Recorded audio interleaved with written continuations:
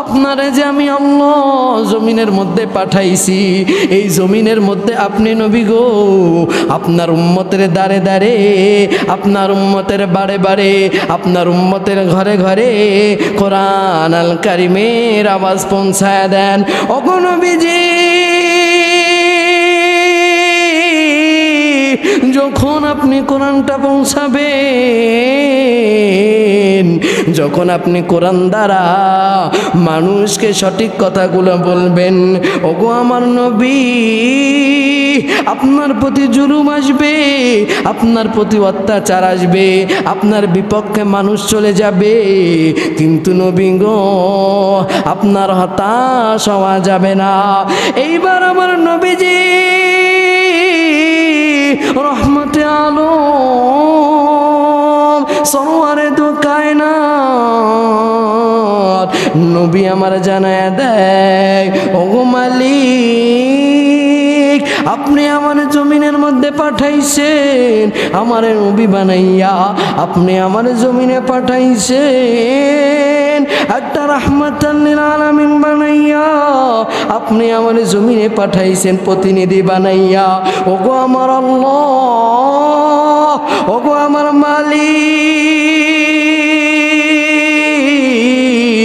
যতক্ষণ পর্যন্ত এই দেহের মধ্যে রক্ত থাকবে, এই দেহের মধ্যে গোশত থাকবে, আমি আল্লাহ একত্ববাদের দাওয়াত, তাওহীদের দাওয়াত, রিসালাতের দাওয়াত মানুষের কাছে পৌঁছাবো। বলেন সুবহানাল্লাহ। মুসলমান বন্ধু ভাইরা রে আমার, খুব গভীর একটা মনোযোগ চাই। দেখেন না আল্লাহ কোরআন আল কারিম থেকে বান্দাকে কিভাবে মেসেজ দিয়ে দেয়। আজ থেকে বহু বছর আগে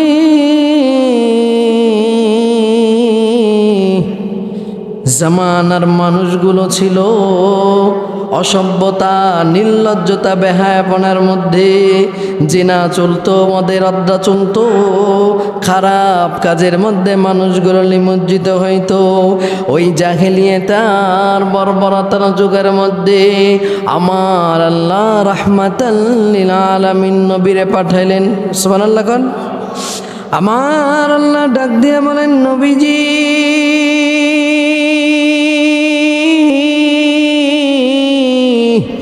আপনি আপনার উম্মত গুলানে জানায়া দেন, কিতাবুন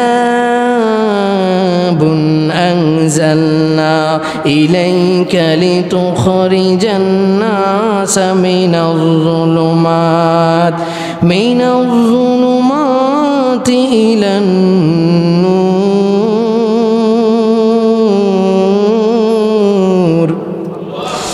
আমার আল্লাহ বহু বছর আগে বিশ্ব নবীরে ডাক দিয়ে বলে, নবীজি আপনার উম্মত গুলারে জানায়া দেন, আমি আল্লাহ মানুষের হেদায়েতের জন্য, মানুষের বরকতের জন্য, মানুষ সঠিক পথ আসার জন্য দুইটা জিনিস আমি আল্লাহ আপনার উম্মতের মাঝে দিলাম। সুবহানাল্লাহ বলেন। আমার আল্লাহ এবার নবীজির ডাক দিয়ে বলেন, নবীজি আপনি আপনার উম্মত গুলারে জানিয়ে দেন, আমার পক্ষ থেকে আপনার উম্মতের জন্য দুইটা রহমত, দুইটা বরকত আর দুইটা মাগফিরাত আমি আল্লাহ নাজিল করে দিলাম। ওগো নবীজি আপনি উম্মত গুলারে জানিয়ে দেন, এক নম্বরে আমি আল্লাহ আমার বান্দাগুলো আপনার উম্মতের মাঝে কোরআন আল কারীমটা সৃষ্টি করে দিলাম। সুবহানাল্লাহ বলেন। তাহলে আল্লাহ দুইটা রহমত, দুইটা বরকত আর দুইটা মাগফিরাত দিয়েছেন। এর মাঝে প্রথম যেই বৈশিষ্ট্য গুণ, যেটা প্রথম যেটা মূল টার্গেট, এটা হচ্ছে কোরআন আল কারীম। কথা বুঝতে পেরেছেন? এই কোরআন আল কারিম এমন একটা জিনিস, এর সংস্পর্শে যে আসবে সে দামি হয়ে যাবে। বলেন সুবহানাল্লাহ। এক্সাম্পল, উদাহরণ নেন, আপনারা লক্ষ লক্ষ টাকা খরচ করে বক্স খাট বানান, বাসায় বানান না? সোফা সেট বানায় না মানুষ? বাসায় বানায়। কিন্তু দেখবেন ওই খাটের মধ্যে যখন রাত্রে শয়ন করে, ঘুম থেকে যখন নামে সকালে, খাটকে কি সালাম করে? সালাম করে না। অথচ দেখবেন 30 টাকা 40 টাকা দামে একটা রেহেল কোরআনের সাথে লাগার কারণে একটু পায়ের মধ্যে না লাগলেও একটু সন্দেহ লাগলেও সালাম করে। কথা বলেন ঠিক কিনা? কারণটা কি? কোরআনের স্পর্শ তার ভিতরে লেগে গেছে, কোরআনের সাথে তার সম্পর্ক হয়ে গেছে। এই জন্য আল্লাহ তাআলা দামি বানায় দিয়েছে। বলেন সুবহানাল্লাহ। এই জন্য 1 নম্বর উম্মতের জন্য প্রথম নাম্বার গুণ হয়েছে কোরআন আল কারিমকে গ্রহণ করতে হবে। আপনি কোরআনে কিছু মানবেন আর কিছু মানবেন না, এটা হতে পারে না। কারণ এটা হচ্ছে যালিকাল কিতাব লা রাইবা ফি, এর মধ্যে কোনো সন্দেহের অবকাশ নাই। ভুল তো নাই, সন্দেহ করাও যাবে না। তাহলে সন্দেহ যেহেতু নাই, ভুল যেহেতু নাই, এমন একটা কিতাব আমরা পাইছি। আর এই কিতাবকে গ্রহণ আমাদের প্রত্যেকটা আয়াতকে গ্রহণ করতে হবে, প্রত্যেকটা হরফকে, প্রত্যেকটা বাক্যকে গ্রহণ করতে হবে। কথা বলেন ঠিক কিনা? এখন আপনার বিরুদ্ধে যদি কোরআনের আয়াত চলে যায় আর আপনি মানবেন না, এটা হতে পারে না। কিছু মানবেন আর কিছু মানবেন না, এটা হবে না। এই জন্য কোরআনকে কিভাবে মানতে হয়? 1 নম্বর আল্লাহ বললেন 2টা রহমত আমি তোমাদেরকে দিয়েছি। একবার কোরআন আল কারিম আমি আল্লাহ তোমাদেরকে দিয়েছি। 2য় নাম্বার মুহাম্মদ আরবি সাল্লাল্লাহু আলাইহি ওয়াসাল্লাম রে দিয়েছি। কত সৌভাগ্যবান আমরা! বলেন, কোরআনকে আমাদের মাঝে দিলেন, আমরা কোরআন কেমনে পড়বো, কিভাবে গঠন করব? আল্লাহ এর জন্য নবীকে দিয়ে বুঝাইয়া দিলেন, নবী গো আপনি যান আপনার বান্দাগুলারে বুঝাইয়া দেন, আমি যে কোরআনটা দিলাম এই কোরআনটা দিয়ে নবী গো আপনি তাদেরকে প্র্যাকটিক্যালি দিন বুঝাইয়া দেন। বলেন সুবহানাল্লাহ। মুসলমান বন্ধু ভাইরারে আমার গভীর একটা মনোযোগ চাই। এদিক সেদিক প্লিজ কেউ নজর দিবেন না। দেখেন আল্লাহ রাব্বুল আলামিন কোরআনটা দিয়ে কি মুজিজা দুনিয়ার জমিনের মধ্যে দিচ্ছেন, রাসূলের মাঝে কিভাবে কোরআনটা দিচ্ছেন। আমার আল্লাহ নবীজিকে জানিয়ে দিয়েছেন, নবী গো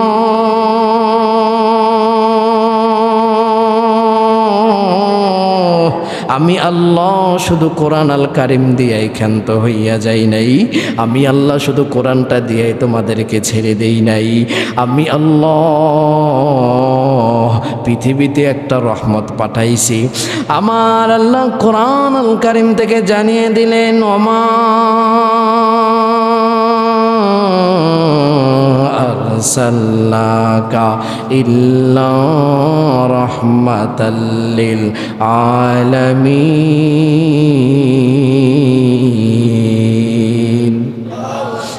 আমার মুসলমান বন্ধুরা রে, ও পাগলা পীরের মুসলমান, ও আমার বাজানো,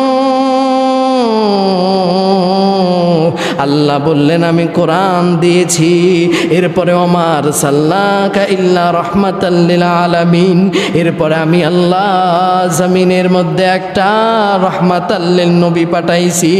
আমার আল্লাহ এবারে নবীজির ডাক দিয়ে এবারে, নবী গো আপনারে যে আমি আল্লাহ জমিনের মধ্যে পাঠাইছি, এই জমিনের মধ্যে আপনি নবী গো আপনার উম্মতের দাঁড়ে দাঁড়ে, আপনার উম্মতের বাড়ে বাড়ে, আপনার উম্মতের ঘরে ঘরে কোরআন আল কারিমের আওয়াজ পৌঁছায় দেন।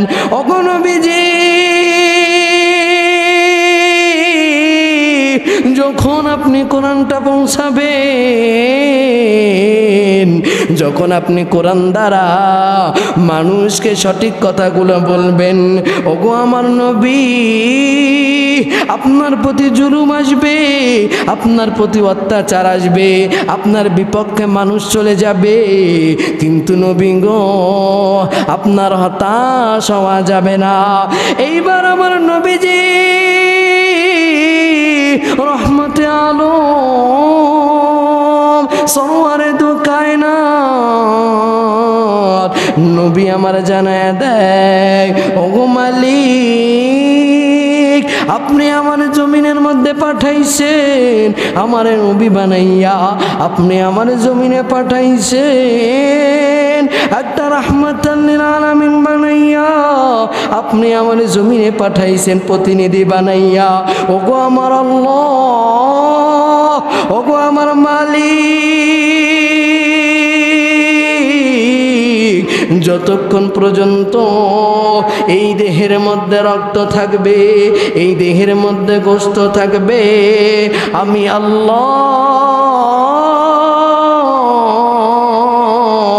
একত্ববাদের দাওয়াত, তাওহীদের দাওয়াত, রিসালাতের দাওয়াত মানুষের কাছে পৌঁছাবো। বলেন সুবহানাল্লাহ। আমার মুসলমান বন্ধুরি, ও পাগলা পীরের মুসলমান ভাইরা, ও আমার আওয়াজ মাইকের আওয়াজরত মা বোনেরা, দেখেন নবীর প্রেমে পাগল হইলে কেমন মজা, কোরআনের দিকে আসলে কেমন মজা, আল্লাহওয়ালা হইলে কেমন মজা। ও মুসলমান বন্ধুরি, ও আমার ভাইয়ারা, তুমি আমি কেমনি নামাজটা বাদ দিয়া দেই, তুমি আমি কেন কোরআন পড়ি না, তুমি আমি কেন এখনো সঠিক পথে চলি না, তুমি আমি এখনো কেন মসজিদমুখী হই না, তুমি আমি কেন এখনো খারাপ অশ্লীল কাজ ছাড়তে পারি না। কারণ একটা হইল কোরআনটারে সঠিকভাবে মানতে পারি না। এই জন্য মুসলমান ভাইয়ারা, আপনাকে আমাকে কোরআন নামে কিতাবটা ধরতে হবে। শুধু কোরআন নামে কিতাব ধরলেই হবে না, এই কিতাবটা আপনাকে আমাকে পড়তে হবে। আমার আপনার জীবনে এই কিতাবটা দিয়া পরিপূর্ণভাবে সাজাইতে হবে। এই কোরআনটা যারা মানছে, কোরআনটা যারা ধরছে, নবীরে যারা বুঝছে, নবীর মায়া যারা লাগাইছে, আমার আল্লাহ এই জমিনের মধ্যে ওই বান্দাটারে সব থেকে দামি বানাইছে। আসতে বলেন সুবহানাল্লাহ, সকলে বলেন সুবহানাল্লাহ। সুবহানাল্লাহ বলতে কি বনতা আছে? গত সপ্তাহে তো বললাম, একবার সুবহানাল্লাহ বললে আসমান এবং জমিনের মধ্যে যত ফারাক, প্রত্যেকটা সওয়াব দ্বারা নেকি দ্বারা পরিপূর্ণ হয়ে যায়। এরপরেও যারা সুবহানাল্লাহ বলতে পারেন আর কপালটাই পড়া, কথা বলেন ঠিক কিনা? কারণ যার তার মুখে সুবহানাল্লাহ, আল্লাহর নাম, আল্লাহর জিকির আসবে না, কথা বলেন ঠিক কিনা? এই জন্য জিকিরওয়ালা জবান বানানোর জন্য একমাত্র আল্লাহর স্মরণ, জিকিরওয়ালা বান্দা হওয়া চাই। কথা বুঝেন নাই? সবার মুখে সব কিছু আসে না, আসে আসবে না। কারণটা কি? সে তো অভ্যস্তই না, আল্লাহরে ডাকেই না। এই জন্যই বললাম কোরআনটারে ঢুকান নিজের ভিতরে। কারণ রসুলও কাউকে হেদায়েত দান করতে পারে না, আমিও কাউকে হেদায়েত দান করতে পারবো না। পারবো? হেদায়েত দান করা মালিক কে? আসতে বলবেন না তিনি কে? সকলে একবার মায়া লাগা ডাক দেন আল্লাহ। মুসলমান বন্ধু ভাইরা রে আমার, আমার আল্লাহ ডাক দিয়ে বলেন, নবীজি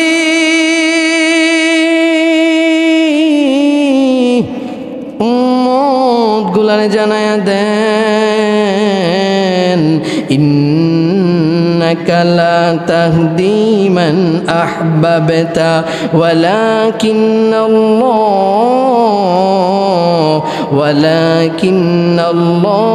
ইয়াহদি মান ইয়াশা। আল্লাহু আকবার বলেন জোরে, আর সকলে বলেন না আল্লাহু আকবার। আমার আল্লাহ ডাক দিয়ে বলেন, নবীজি আপনি চাইলেও কারো হেদায়েত দিতে পারবেন না, আপনি চাইলেও কারো সঠিক পথে আনতে পারবেন না। কারণ আমি আল্লাহ যারে হেদায়েত দান করি, যারে সঠিক পথে আনতে চাই, ওই বান্দাটা দুনিয়ার সব থেকে খারাপ হইতেও পারে, ওই বান্দাটা দুনিয়ার মধ্যে নিকৃষ্ট হইতে পারে, কিন্তু আমি আল্লাহ যারে ভালোবাসবো, যারে আমি আল্লাহ পছন্দ করব, তারে আমি আল্লাহ হেদায়েত দান করব।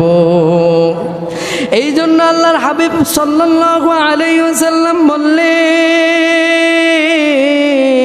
আমি আল্লাহর কাছে দুই ব্যক্তির জন্য সব সময় দোয়া করতাম। এক হইল কি, আমি আল্লাহর কাছে সব সময় দোয়া করতাম, ওগো আমার মালিক, ওগো আমার আল্লাহ, আমার চাচারে হেদায়েত দান করেন, নয়তো ওমরে হেদায়েত দান করেন।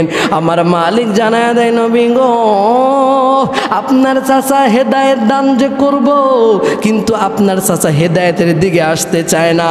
কিন্তু ওমর এমন একজন সাহাবী, যিনি কোরআনের সূরা তাহার তেলাওয়াত শুনিয়া নবীজির দরবারে গেল, পড়িয়া ডাক দিয়া বলে, নবী গো, এটা কোনো মানুষের কালাম হইতে পারে না, এটা কোনো মানুষের কিচ্ছা কাহিনী হইতে পারে না, এটা একমাত্র একজন রব, যিনি মুহাম্মাদের রব, কুল কায়নাতের রব, আমার আপনার রব। এইবার মুহাম্মাদের হাতে হাত রাখিয়া ওমর ফারুক ডাক দিয়া বলে, নবী গো, আমি আপনার হাতে হাত রাখিয়া বললাম, এইবার আমারে শিখায়া দেন, আশহাদু আল্লাহ, সকলে পড়েন, আশহাদু আল্লাহ ইলাহা ইল্লাল্লাহু ওয়া আশহাদু আন্না মুহাম্মাদান আবদুল্লাহি ওয়া রাসূলুহু।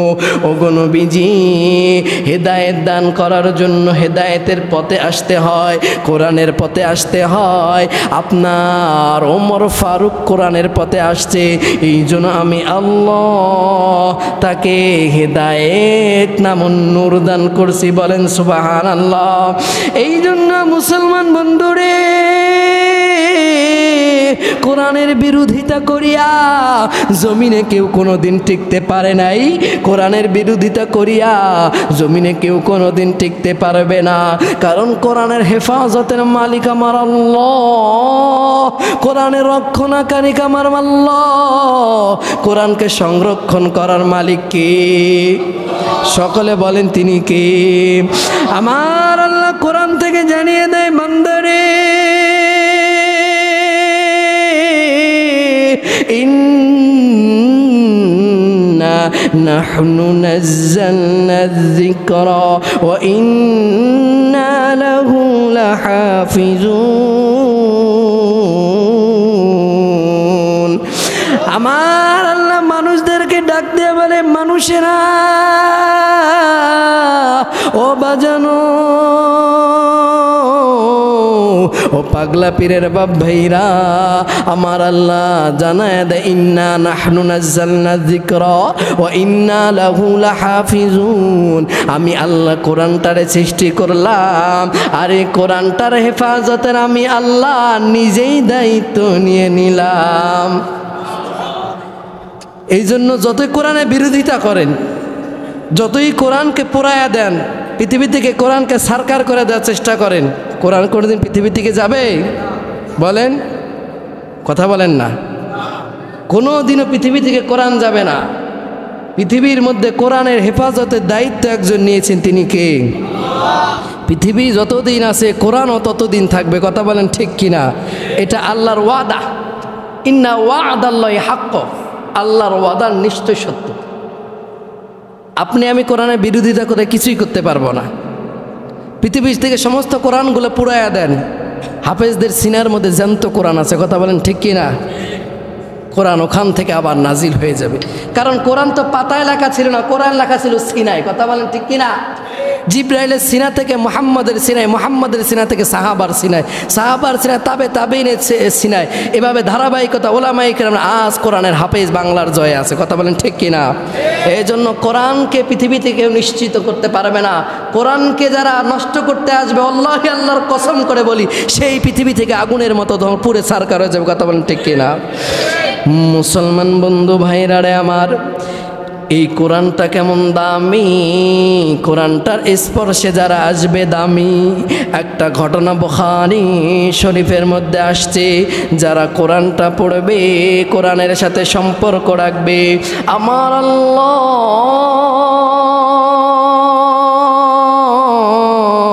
এই এই কোরআনওয়ালাদের কেমন মর্যাদা দান করেছেন, কোরআনওয়ালাদের কেমন সম্মান দান করেছেন। এই কোরআনটা আমার আপনার জীবনের প্রত্যেকটা মানুষের জন্য সমাধান। কথা বলেন ঠিক কিনা? এই কোরআনটা আমার আপনার সমাজের মধ্যে নয়, আপনার পরিবারে কোনো সমস্যা, আপনার ঘরে কোনো সমস্যা, এই কোরআনটা আপনি ঘরে ঢুকায়া দেন, দেখবেন ঘর থেকে সমাধান হয়ে গেছে, সমস্যা ঘর থেকে দূরে চলে গেছে। এই কোরআনটা দিয়ে আপনি পার্লামেন্ট চালান, দেখবেন আর কেউ রডের নামে বাস দিতে পারবে না। কথা বলেন ঠিক কিনা? রাতের আধারে আর ভোট চুরি করার সুযোগ নাই। কোরআনটা যতক্ষণ পর্যন্ত পার্লামেন্টে যাবে না, অতক্ষণ পর্যন্ত সমাজের মধ্যে জেনা থেকে বিরত থাকবে না, ঘুষ থেকে মানুষ বিরত থাকবে না, অন্যায় থেকে মানুষ বিরত থাকবে না। কথা বলেন ঠিক কিনা? এই জন্য কবি কত সুন্দর করে বলেন, সমাধান সমাধান চাও যদি জীবনে মরণে, ফিরে আসো খুঁজে নাও চোখ রাখো কোরআনে। ঠিক কিনা? সকলে বলেন ঠিক কিনা? বলেন, সমাধান চাও যদি জীবনে মরণে, ফিরে আসো খুঁজে নাও চোখ রাখো কোরআনে, তবেই পাবে সুখ শান্তির ঠিকানা, তবেই পাবে সুখ শান্তির ঠিকানা, যদি মেনে নাও কোরআন আল কারীম। ঠিক কিনা? এখন বলেন, সুখ কোরআনে আছে না নাই? মসজিদে আছে না নাই? নামাজে আছে না নাই? তাহলে নামাজ ছাড়া যাবে, কোরআন বাদ দেওয়া যাবে, মসজিদ পরিত্যক্ত করা যাবে? আমার মুসলমান বন্ধুরে, হয়তো বা কথাগুলো অনেকের খারাপ লাগতে পারে, দেখেন না কোরআনের মজেজায় আসিয়া কেমন মানুষ দামি হইতেছে, কেমন মানুষ দামি হয়।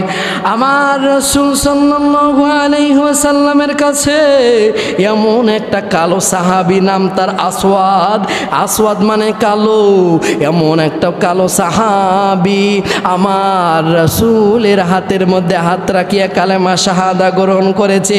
তার চেহারাটা এতই কালো রে, এতই কালো। এই সাহাবী শুধু চেহারাটাই কালো নয়, মুখের আকৃতিটাও অত সুন্দর নয়। আমার নবীর কাছে বলে, নবীজি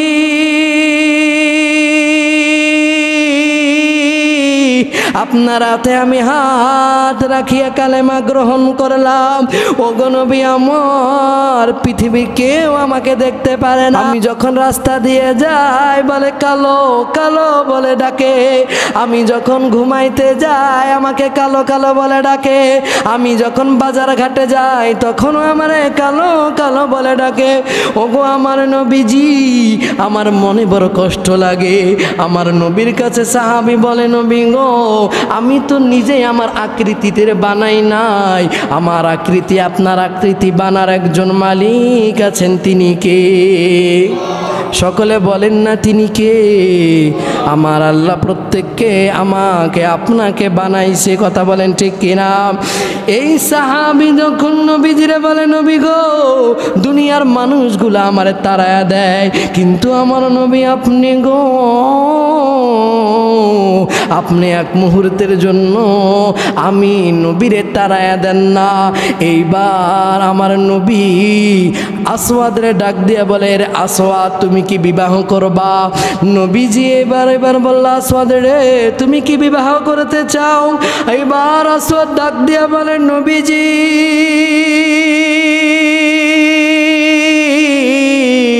আপনি আমার সাথে ইয়ার কি করিয়েন না, আপনি আমার সাথে মজা নিয়েন না।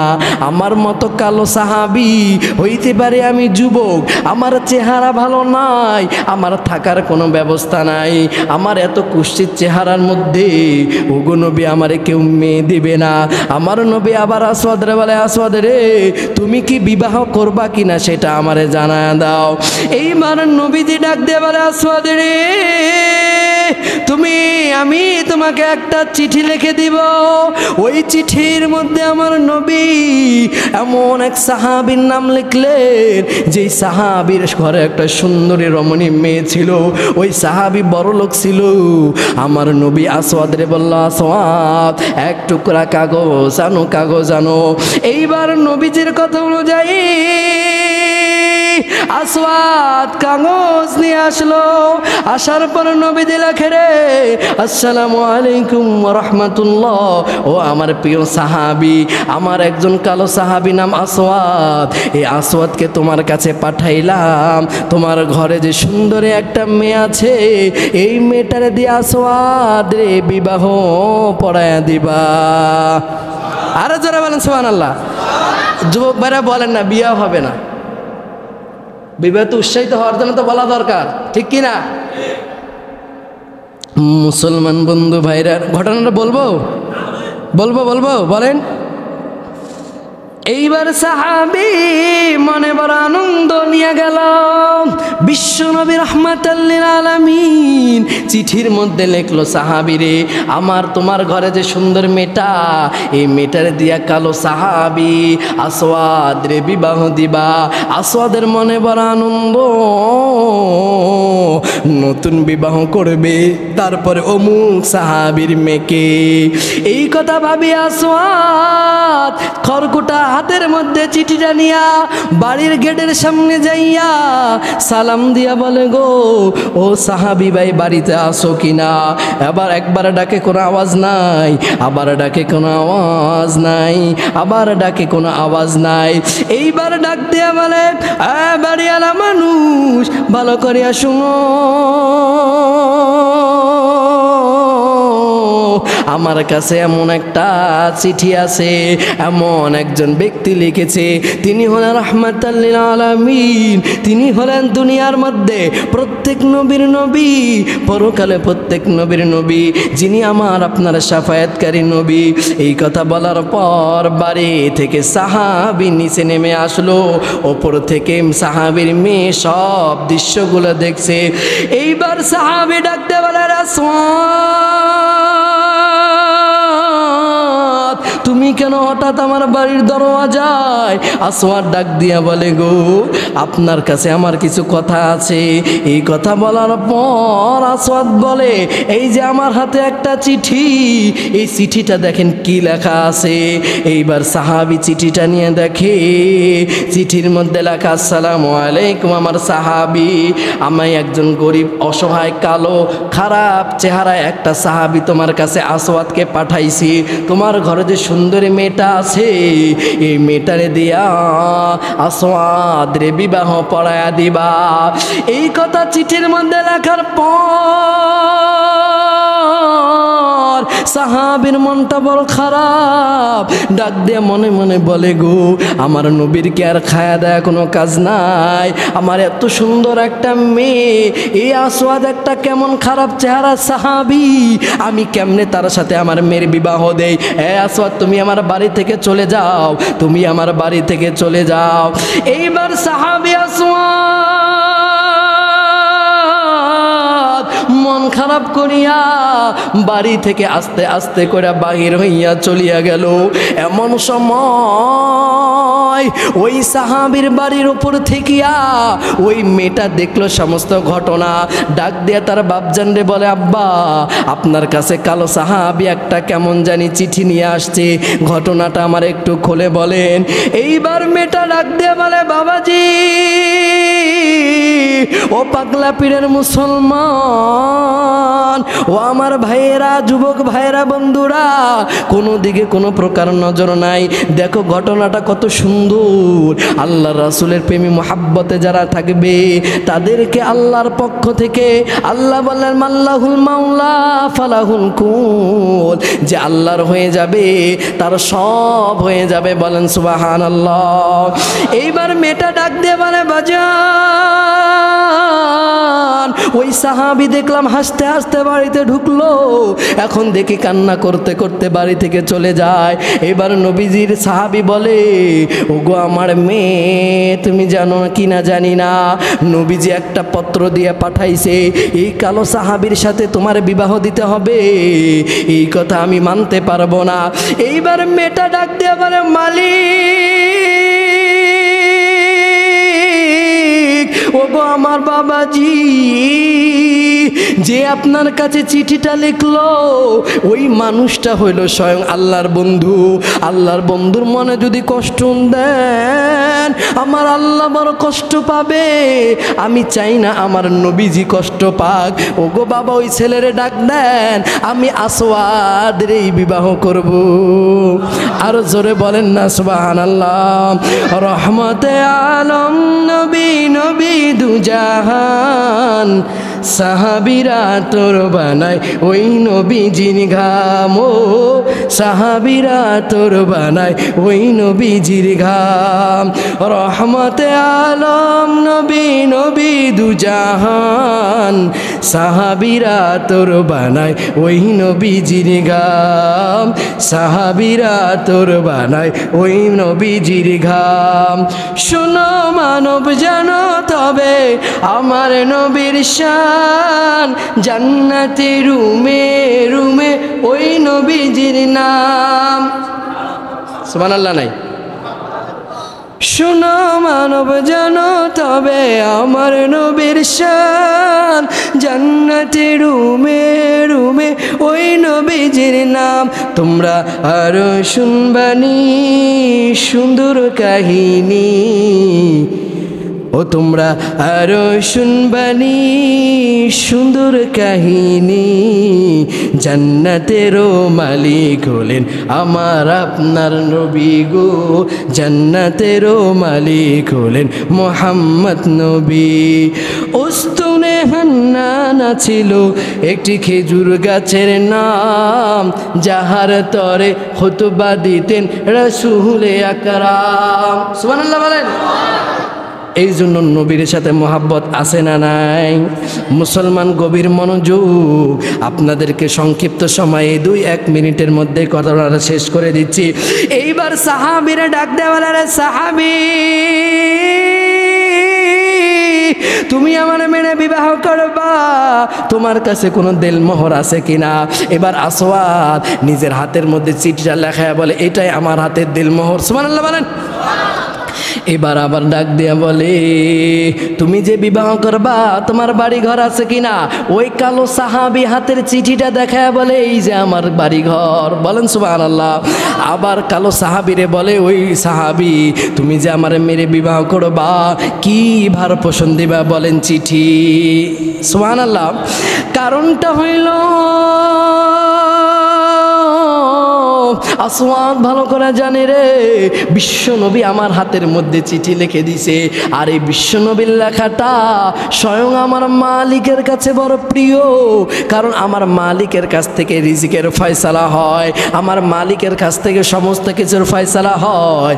ওই সাহাবী বলে, গো ও নবী, আপনার মেরে আমার বিবাহ দিলে দেন, না দিলে আমি চলে যাই। এইবার সাহাবী ডাক দিয়ে বলে, আসওয়াদ,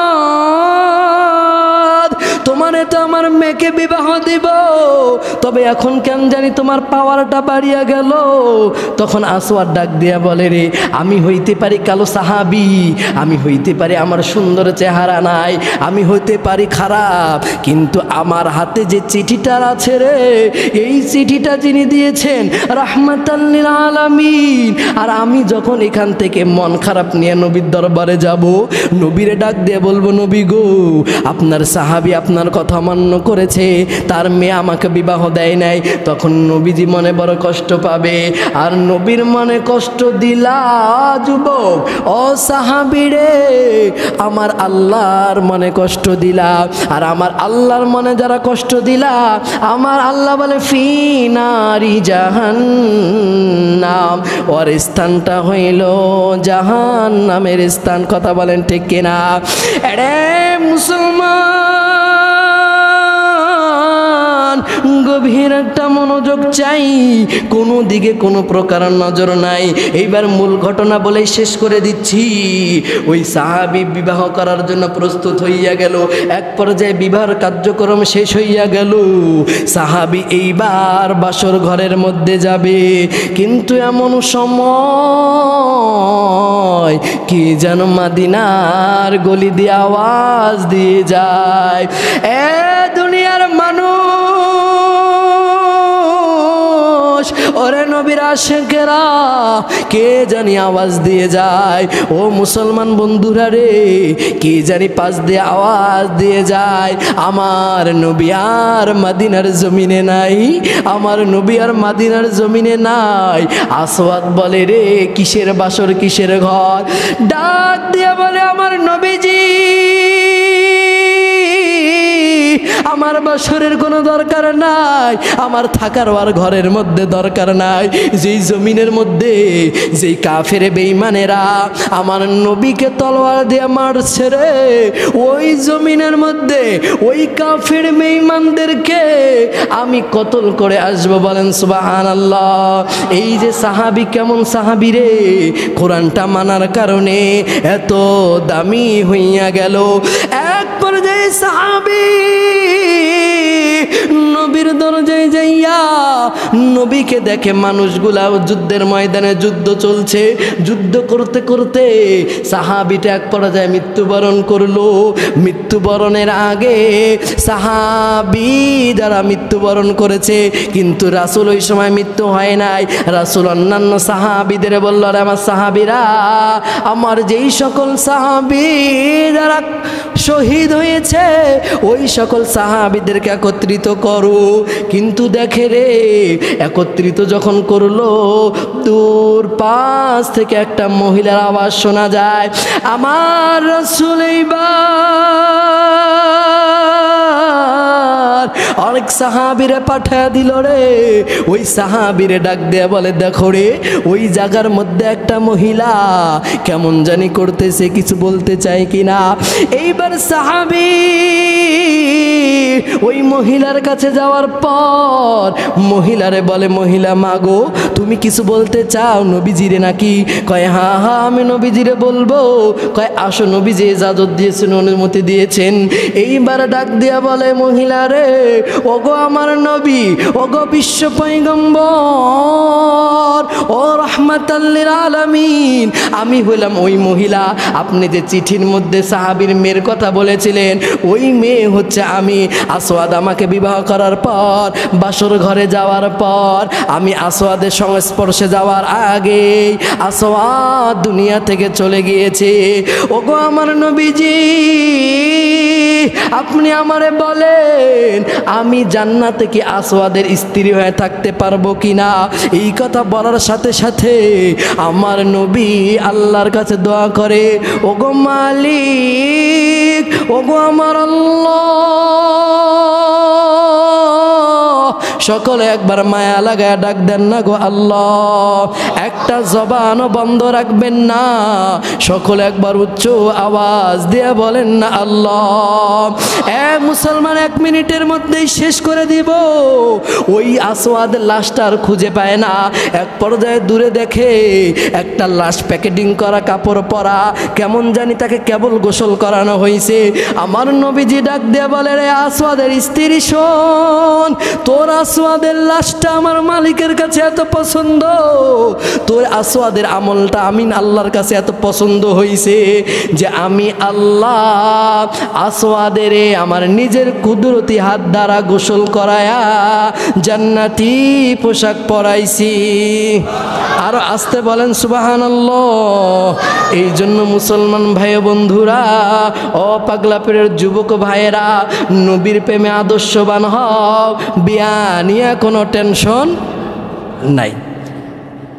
সংক্ষিপ্ত সময় আমরা একটু জেনে নেই, এই কোরআন আল কারিম যদি আমরা ধরতে পারি, সংস্পর্শে যেতে পারি, তাহলে আমাদের জীবনটা পরিবর্তন হবে। কথা বলেন ঠিক কিনা? কোরআন ছাড়া পৃথিবীর অন্য স্থলে কোথাও শান্তি আপনি পাবেন না।